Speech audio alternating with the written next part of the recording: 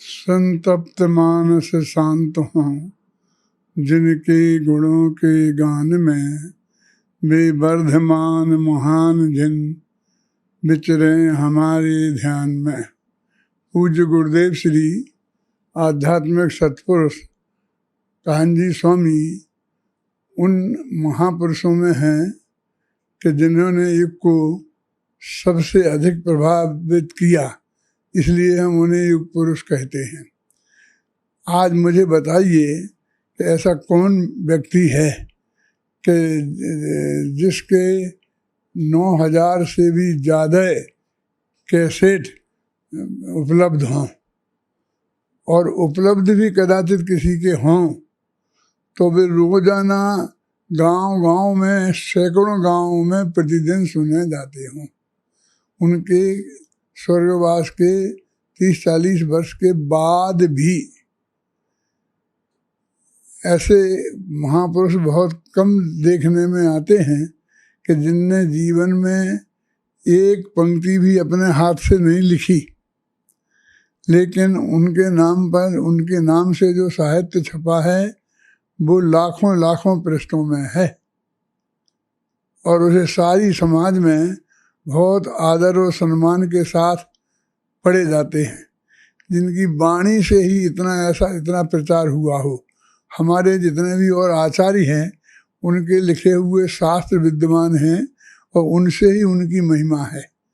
विद्वानों की भी महिमा उन्हीं से, साहित्य से होती है। लेकिन एक लाइन नहीं लिखने का, सिर्फ बोलने से, सुबह शाम 1 घंटा सुबह, 1 घंटा शाम, और 45 मिनट की शाम को चर्चा, इसके माध्यम से ही सारे जगत को इतना अधिक प्रभावित किया। ऐसा महापुण्य का योग तीर्थंकर के ही होता है, क्योंकि उनकी दिव्य ध्वनि खिड़ती है। वे अपने हाथ से तो कुछ लिखते नहीं है, और जो भी आज तक लिखा शायद हमें उपलब्ध है, वो हम सब महावीर के ही नाम से जानते हैं ना। मैं ऐसा कह करके कोई ये नहीं कहना चाहता हूँ कि वे तीर्थंकर थे, लेकिन तीर्थंकर जैसा पुण्य उनके था, इसमें कोई आश्चर्य की बात नहीं है। और भविष्य में तीर्थंकर हों भी तो भी कोई ऐसी खास बात नहीं है, लेकिन उनकी महिमा उनके तत्व ज्ञान से है।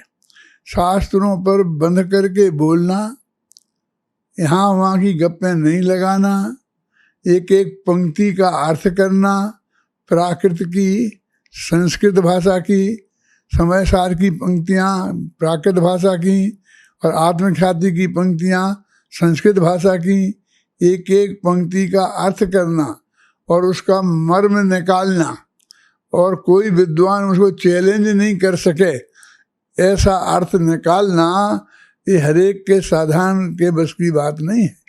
वे कोई ज़्यादा पढ़े लिखे नहीं थे, 6वीं क्लास गुजराती पास होंगे, लेकिन अपने स्वाध्याय के बल पर उन्होंने इतना उग्र पुरुषार्थ किया।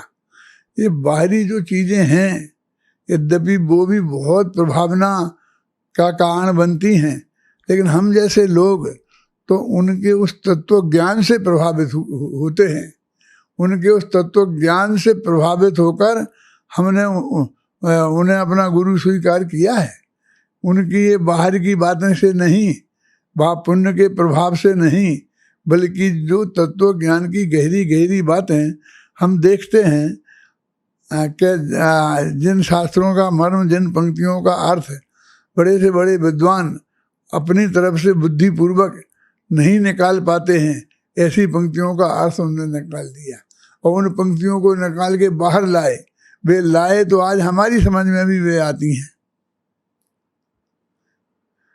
जैसे यही पंक्ति है, कृमिनी मात्म परिणामयी रुतपद्य मानो जीवा जीवा एव नो अजीवा आम्रचंद की। अब इसमें से उन्होंने क्रमबद्ध पर्याय की पूरी व्याख्या की है, और इसमें फिर वो निकलती है, देखते हैं कि हाँ बिल्कुल है, क्लियर है बात। तो इस तरह वे बहुत विद्वान, बहुत महाप्रभावशाली, और आज उनके इतने दिनों के बाद भी सारे देश में, गांव-गांव में उनकी चर्चा चलती है।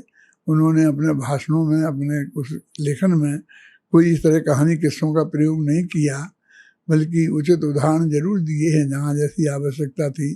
इसलिए वो एक बहुत बड़े महान पुरुष हैं, और उनकी जन्म जयंती के अवसर पर मैं उन्हें अपनी ओर से श्रद्धा समर्पित करता हूँ। और मैं तो उनका अनन्य भक्त हूँ, उनका अनुयायी हूँ। उनसे ही मुझे ये सारा तत्व ज्ञान प्राप्त हुआ है और मैं चाहता हूँ कि ये जन जन तक पहुँचे। मैंने सारा जीवन इसमें लगाया है और आगे का भी जो जीवन है इसी में लगाने का मेरा पक्का विचार है। उन्हें मैं बारंबार नमस्कार करके श्रद्धा समर्पित करता हूँ।